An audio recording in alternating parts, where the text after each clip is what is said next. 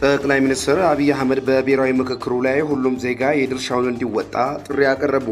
ጠቅላይ ሚኒስትር አብይ አህመድ በአገሪቱ እየተካሄደ ባለው ምክክር ላይ ሁሉም ዜጋ የበኩሉን አስተዋጽኦ ሊያበረክት እንደሚገባም ጥሪያቸውን አስተላልፈዋል።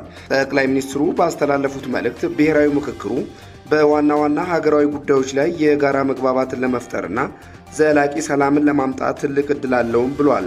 የሀገር ግንባታ የሁሉም ዜጋ እውቀትና አስተዋጽኦ የሚጠይቅ በመሆኑ እያንዳንዱ ኢትዮጵያዊ በሂደቱ ላይ በንቃት መሳተፍ አለበትም ብሏል።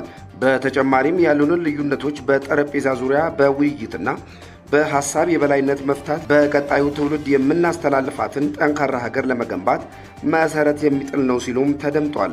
በመጨረሻም ይህ ብሔራዊ ምክክር በሀገራችን ታሪክ ታይቶ የማይታወቅና ለዘመናት የቆዩ መሰረታዊ ልዩነቶችን በሰላም ለመፍታት የተገኘ ወሳኝ የታሪክ አጋጣሚ መሆኑን ጠቁመው ሁሉም ዜጋ ይህንን ዕድል በንቃት እንዲጠቀምበትም አሳስበዋል።